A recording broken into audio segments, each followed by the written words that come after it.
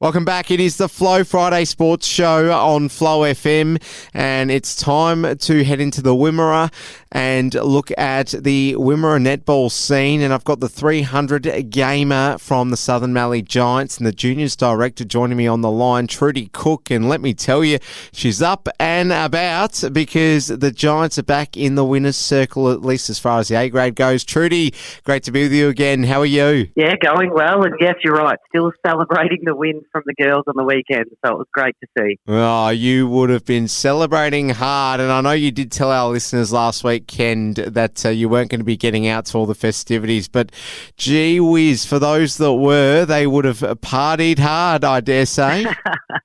They sure did. I think there was a few that got to bed at wee hours of the morning, but they're not partying too hard. It's not finals yet, but they most certainly did enjoy the mystery bus tour. Oh, the lid is well and truly off. What are you talking about, Trudi? Get that club spin right out of here. Let's enjoy it. So tell us, the A grade, they got up over Ararat 38-34 in the end. And Tia Credlin, she's getting some airtime like another Credlin. I'll tell you what, we spoke about her in our editorials last Friday as well in the sports show with the Wayne the Flow Man, just dissecting that little connection there. So she was one of the best performers on the day. But let's talk about the collective. Good to get off the ground, Trudi. That's the main thing. Yeah, absolutely. Tia did very well, shot very well, really starting to find her confidence, which was great. But it was a whole team effort. You could just tell the girls could move the ball down the court a lot smoother. Their defensive pressure was on. And they capitalised on their turnovers, which made a huge difference. The defence worked really, really hard to get those turnovers, and then they were able to look after them. So, look, considering we were down by 8 at half time, I think to come back and win by 4 goals was a credit to the girls, and they most certainly deserved the win. Fantastic. Well, over to you. Just give us a bit of an overview as to how the other sides got on. You mentioned there that we had some other winners too, in the form of the little whippersnippers, the Netset Go getting up, as well as the C grade. Really... Give us that lowdown from the C grade as well, though, because, gee, I haven't heard about that much controversy after a game in all the time that I've been doing this, Trudi. Yeah, no, it was a bit of a confusion. The scoreboard said that Ararat had won by 1, so they went ahead and celebrated. They recounted and said, no, it's a draw. So it was a bit of a flat moment, and then they counted again, and, Giants are up by 1. So I think at that point the Giants signed the book and ran away as quick as they could until there was too many recounts again. But it was a credit to them. And look, there's a good couple of combinations out there happening. We've got a real combination of young and old players, and by old I mean wise and experienced.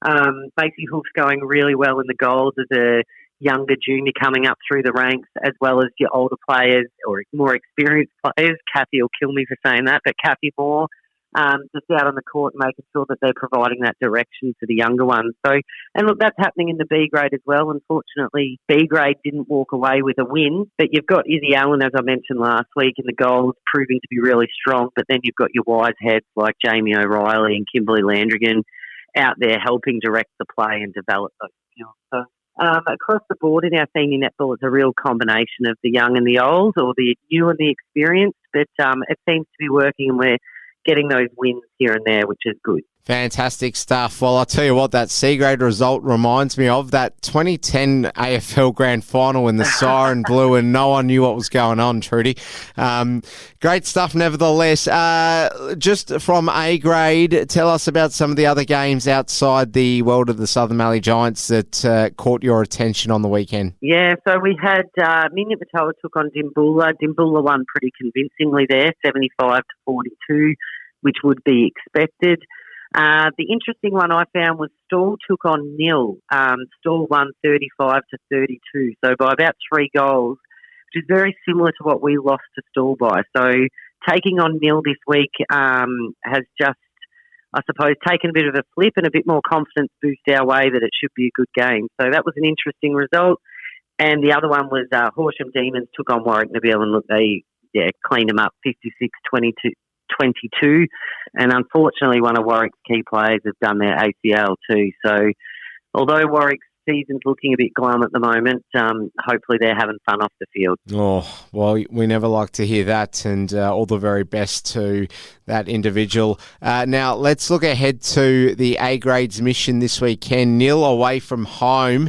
Well, there's no better time to be going into a game like this, Trudi, because we've got the win under our belt, and let's just say momentum, at least for the first time, it feels like, is there behind the A-Grade girls. Yeah, it is. And look, there's a training last night, lots of positive vibes, confidence in the girls with their skills and knowing what they need to do when they get out there, and just start to feel that comfortability, I suppose, amongst each other.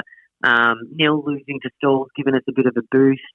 And unfortunately, we're not quite going in with our full team, but Mackenzie Ballinger's stepping up into the A-grade, and I think she's been there before and played there before. So I'm still very confident in the girls being able to take on Nil this weekend. So if you're going to take off your Giants polo, just tell us, going forward, how does it sort of feel to you? Like, is there a clear path there for the Giants to scrape some wins together and then suddenly we're right back in the thick of it? Or do you feel as though there's still a bit of a mini mountain to climb there? Yeah, look, there's probably a bit of a mini mountain to climb. They've come so close in all their losses. So I suppose that gives us a lot of confidence that we're capable in beating those teams. It's just holding it together for those 4 quarters. And I think some of those losses that have happened early in the season might hurt our final pathway to get there. But I know that the girls are more than capable of it. It's just making sure we can be consistent at it. Yeah, well said. I think most people will agree with that. Let's look at Ararat hosting Minyip Matoa. A hard game, this one, to call. So I'll leave that up to you. Which way does it go? Yeah, I reckon Minyip Matoa, I'm going against the odds. Looking at the statistics for both teams, you'd probably look at Ararat. But I think after playing them on the weekend, and have already played Minyip Matoa, I just reckon Minyip Matoa will hold it together a lot stronger on the day. So hopefully I'm right, but I tell you what, I'm usually wrong more than I'm right. So I'm tipping Minyip Matoa, but who knows what will happen. Well, you'd be alongside myself if you worked here in the Flow FM Media Centre, because I can't tip to save myself. And that's why I've stopped tipping. Now let's look at Dimboola Horsham Saints. I reckon there'll be some spice in this one. Yeah, there should be. Very physical game, I'd imagine. It'll be, I think Saints will come out on top. They'll, coming off the bye last week, I reckon they'll be pretty fiery and walk away with the win, but Dimboola most certainly won't go down dying. No, they will not. Warwick Eagles, they're up against it with Stall coming to play them. This will be at Warwick's ground. But, I mean, how does it go? Because Warwick really not travelling well, Trudi, so probably another hard game to call. Yeah, look, I think Stall will win it reasonably comfortably.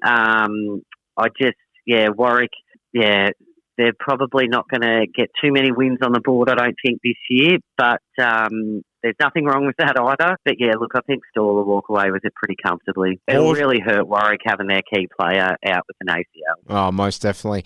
Horsham Demons, they'll sit out this week.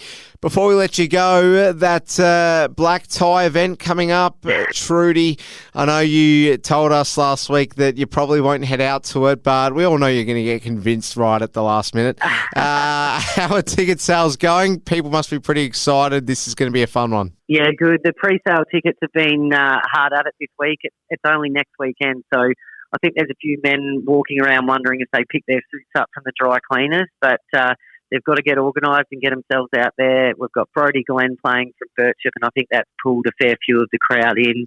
We've had him in the past and his fabulous music. So, yeah, and I think it's from word on the street on Saturday, I think it's a real mix of a crowd of 18-year-olds right through to my parents, which I won't say their age on air, but a bit older, I suppose. So it'll be good to see the combination of everyone getting around at the club for that black tie ball. Oh, there'll be some interesting scenes on show, that's for sure, Trudi.